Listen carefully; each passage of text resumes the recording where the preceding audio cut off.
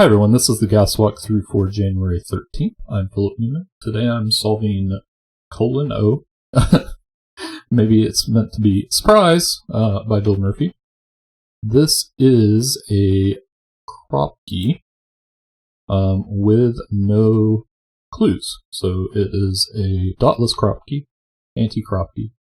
Normal Sudoku rules, 1 to 9 in each row, column, and 3 by 3 box. Additionally, it says adjacent cells cannot contain consecutive digits or be in a 1 to 2 ratio with each other. So in a Kropki, if we had a white dot, that would mean the 2 digits are consecutive. We don't have any of those. We also don't have any 1 to 2 ratios, which are the black dots. So we've got to avoid those, and those are the rules. So just the negative constraint to deal with. So let's start with, we'll start with the rows and columns that have lots of digits. We can also look at box 5, probably do that after. But this row plus these digits means this can only be 6. And then in this column we need 1, 5, and 9. The 5 can't go next to 4 or 6, and there's a 5 here. And the 9 can't go next to 8. In this row, we need 4, 7, and 8. 4 can't go there or there. This is 4, this is 7, this is 8. That we were just able to do with regular Sudoku. But this one we needed the constraint, negative constraint. So there will be some classic that we can do along the way. But we're going to need the variant at multiple points, probably all the way up to the end. That's usually how these work. 4 can't go in these cells, so that's 4, and then 3, 9. And then these are 2 and 6, which we wouldn't be able to do, except 6 can't go next to 5. So that is done. Alright, look at the corners now. I think we'll look in the central box first. There are a lot of 8s here. So 8 is in one of these 2 cells. I don't think we can narrow that down yet. 3 is in one of these 2 cells, which we also can't narrow down. Maybe this isn't the place to look yet.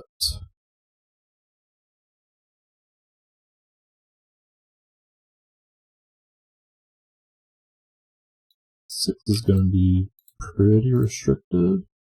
Not restricted enough. Alright, we'll come back to it. 3, 6, 8, and 9 here. These can't be 3. These can't be 9. This can't be 6.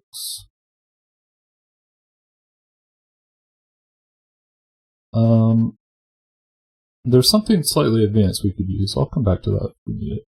Over here, 1, 3, 5, 7. This can't be 3 or 5. That can't be 1 or 3 or 7, so that's the 5. 1, 3, 7 here.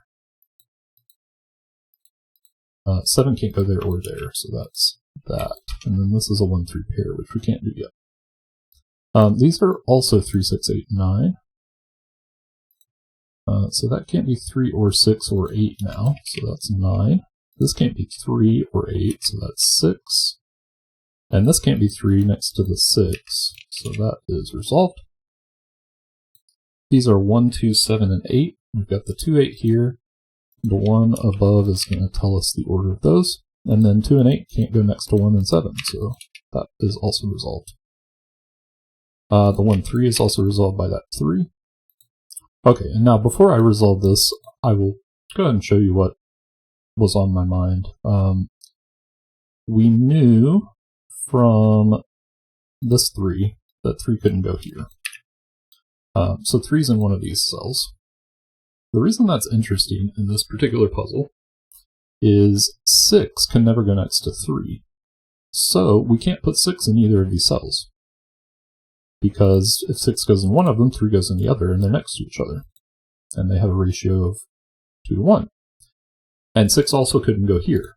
So you could place a 6 right here, just from that. This is something that's very, very common in negative constraint puzzles.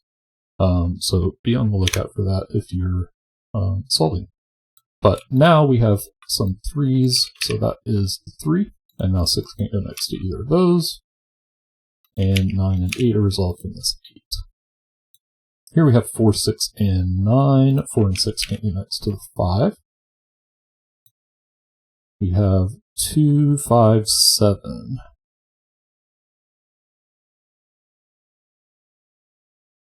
That can't be 2 or 5 from the 1 and the 4. And then that can't be 2. And then coming back here, 6 can't go next to the 7. These are 1, 2, and 5.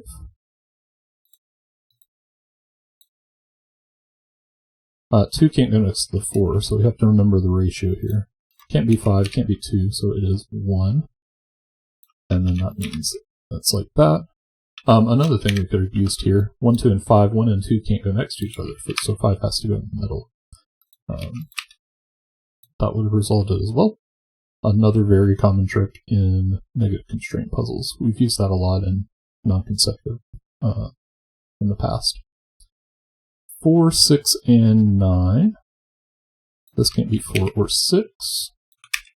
And that's resolved. Okay, up here, 2, 6, 8. This can't be 2 or 8 next to the 4 because of the ratio.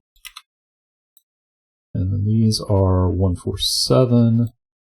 This can't be 1 or 4. This also can't be 4 because it'd be 8. Down here, also 1, 4, 7.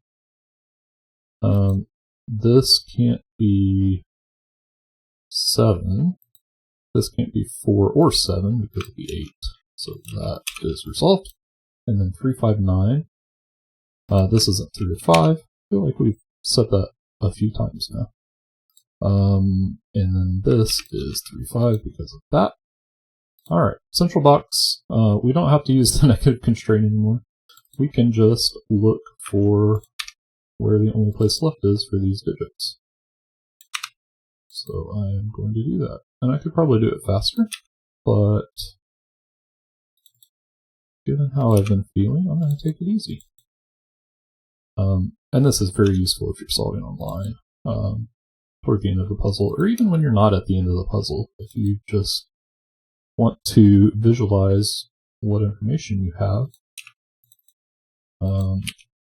that can be very helpful. But that's the solution. Very nice puzzle by Bill. Negative constraint puzzles are really hard to set and make them interesting. This constraint in particular, the dotless Kropki rule set only has 8,448 solutions. So very, very constrained. So you can make some very, very hard puzzles with that constraint, which I have done in the past. But Bill is generous with the givens, and it just flows really nicely. That can be hard to do in this type of puzzle. So I hope you enjoyed it as well. Let us know how you did in the comments, and I will see you next time.